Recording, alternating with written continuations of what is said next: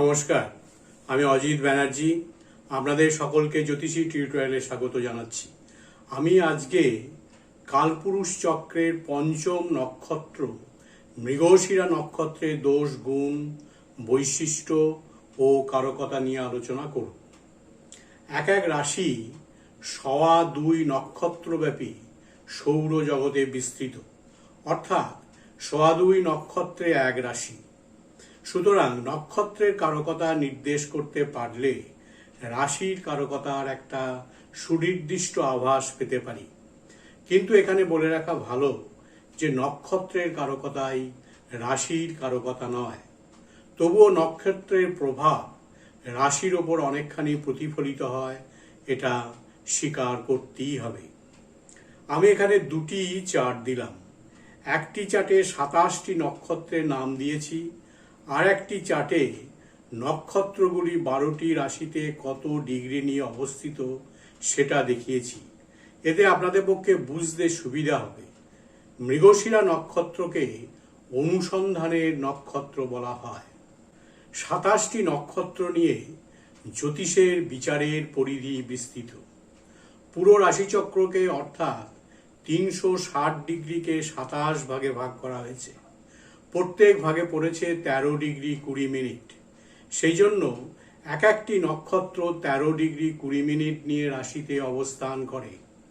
এক একটি রাশি 30 ডিগ্রি করে। সেই হিসাবে প্রত্যেক রাশিতে 2.25 নক্ষত্র, অর্থাৎ নক্ষত্রের 9টি পাদ থাকে। নক্ষত্রের এক পাদ হচ্ছে 3 ডিগ্রি 20 মিনিট। বিংশতি দশা অনুযায়ী 9টি গ্রহের দশা যেমন পরপর আসে, সেই নিয়মে গ্রহরা এই 27টি নক্ষত্রের পরপর অধিপতি হবে। এই গ্রহরা পরপর আসে এইভাবে: প্রথমে কেতু, তারপর এক এক করে শুক্র, রবি, চন্দ্র, মঙ্গল, রাহু, বৃহস্পতি, শনি এবং বুধ আসবে। এইভাবে গ্রহরা পরপর আসবে। কোনো জাতকের চন্দ্র যে নক্ষত্রে থাকবে, সেই নক্ষত্রের যে অধিপতি হবে তার দশা দিয়ে জাতকের দশা শুরু হবে। তারপর অন্য গ্রহদের দশা পরপর হবে। মৃগশিরা নক্ষত্র বৃষ রাশির 23 ডিগ্রি 20 মিনিট থেকে 30 ডিগ্রি পর্যন্ত অবস্থিত এবং মিথুন রাশির 0 ডিগ্রি থেকে 6 ডিগ্রি 40 মিনিট পর্যন্ত অবস্থিত। অর্থাৎ মৃগশিরা, বৃষ এবং মিথুন এই দুটো রাশিতেই অবস্থিত। এর প্রতীক হচ্ছে হরিণ। বৃষের অধিপতি হচ্ছে শুক্র এবং মিথুনের অধিপতি হচ্ছে বুধ। এর নক্ষত্রপতি হচ্ছে মঙ্গল, দশাপতি মঙ্গল। মঙ্গলের বিংশতি দশা হচ্ছে 7 বৎসর। মৃগশিরার দেবতা হচ্ছে চন্দ্র। মৃগ অর্থাৎ হরিণ, বন উদ্যান অন্বেষণ করা। সেই হিসেবে বনে বিচরণকারী অর্থাৎ বনচর, শিকারী, অন্বেষণ করা, অন্বেষণকারী, পথপ্রদর্শক, গুরু, কাম বা কামজ ব্যাপার, রূপ, বিশেষ করে মুখলাবণ্য চন্দ্রমার জন্য। অন্বেষণ করা এর প্রধান ধর্ম। সমুদ্র মন্থন করে তার গর্ভের লুক্কায়িত জিনিস বের করা। মায়ের আচরণ, এক কথায় মায়ের ভাব, নিঃস্বার্থ দান, ত্যাগ, আদর্শবাদিতা ইত্যাদি। চন্দ্র মনের কারক, সেজন্য মন, মানসিক গুণাগুণ, হৃদয় প্রবণতা, ধৈর্যাধৈর্য ভাব, উদ্বিগ্নতা, সৌম্য ও শান্ত ভাব, কল্পনা প্রবণতা, কবিত্ব শক্তি, শুভ্রতা, মাধুর্য, চরিত্রগত কিংবা দৈহিক উভয় এবং অমৃত। চন্দ্র পৃথিবীর উপগ্রহ, তাই জাগতিক সমস্ত ব্যাপারে চন্দ্রের প্রভাব পৃথিবীর জীবের উপর এত বেশি। এজন্যই চন্দ্রের প্রভাব দেহ মনের উপর সমানভাবে প্রবল।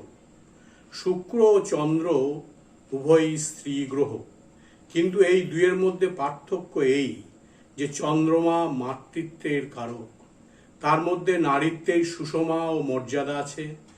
আর শুক্র রমণীর দেহ সৌষ্ঠব, গঠন ও বেশ বিন্যাসের কারক।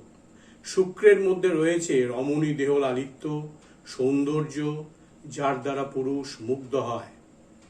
চন্দ্র থেকে বুঝবো জলোৎপন্ন দ্রব্য, ঔষধি। চন্দ্রের মধ্যেই মৃগশিরা নক্ষত্রের কারকতা খুঁজে পাওয়া যায়।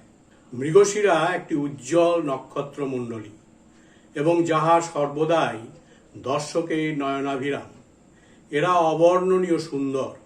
এই নক্ষত্র সম্বন্ধে লোকগাথায় বহু গল্প প্রচলিত আছে। ঝড় ঝঞ্ঝা সূচনা করে বলে আকাশে এই নক্ষত্রের উদয় দেখলে নাবিকরা ভীত হয়। মৃগশিরা অর্থে অনুসন্ধান বোঝায়। মৃগশিরা কিছুটা বৃষে এবং কিছুটা মিথুনে অবস্থিত। বৃষে অবস্থানকালে পার্থিব বস্তু বা দ্রব্যকে বোঝায়। কোনো কিছু অনুসন্ধান করে বাহির করা এই নক্ষত্র নির্দেশ করে। রাস্তাঘাট, পথ ইত্যাদি নির্দেশ করে এই নক্ষত্র। এই নক্ষত্রের সুন্দর মুখমণ্ডলীর সন্ধান, কোনো মনোরম স্থান দর্শন ইত্যাদি বোঝায়। এই নক্ষত্রে মায়ের মতো নিঃস্বার্থ দানের গুণ নির্দেশ করে। মৃগশিরায় মৃগয়া বা শিকার বা পশ্চাৎধাবন অনুসন্ধান বোঝায়। মৃগশিরায় একজন বুদ্ধিমান গবেষক, কবি বা কোনো সুদর্শন ব্যক্তিকে বোঝায়। মৃগশিরা নক্ষত্র যে অঙ্গ নির্দেশ করে সেগুলো হলো মুখমণ্ডল, থুতনি, চিবুক, শ্বাসনীলা, টনসিল, শ্বাসনালী, টনসিল, গলা, স্বরনালী, বাহুদয়, কাঁধ, কান, কলারবোন। এই নক্ষত্র রোগ নির্দেশ করে। ব্রণ, মুখমণ্ডলের অংশগুলিতে কাটা, চোট, আঘাত, গলা ব্যথা, ডিপথেরিয়া ইত্যাদি। রক্তদূষণ, চুলকানি, ক্ষত, কলারবোন ভাঙা, হাত ভাঙা, সায়াটিকা জ্বর, কাঁধে ব্যথা, গুপ্ত রোগ ইত্যাদি। মৃগশিরা নক্ষত্র কোন কোন কর্ম নির্দেশ করে সেটা নিয়ে আলোচনা করব। এরা সাজসজ্জার দ্রব্য, জলজাত দ্রব্য, ঔষধ, কবিতা ইত্যাদি, জমিজমা, বাড়িঘর, যন্ত্রসঙ্গীত, প্রদর্শনী, পোশাক প্রস্তুতকারক, অটোমোবাইল ইঞ্জিনিয়ার, চর্ম, দ্রব্য, পশু চিকিৎসক, ফটোগ্রাফি, রত্ন ব্যবসা, প্রসাধন সামগ্রীযুক্ত কর্ম, যন্ত্রপাতি, ইলেকট্রিক্যালের জিনিসপত্র, টেলিফোন, সৈনিক, অস্ত্রশস্ত্র, বিদেশে দূত, রাস্তা, সেতু, বাঁধ, বাড়িঘরের contractor, mobile, computer, television, press, প্রকাশনা, দালাল, এজেন্ট ইত্যাদির সঙ্গে যুক্ত কাজ। এখন আমরা মৃগশিরা নক্ষত্রের কারকতা নিয়ে আলোচনা করব।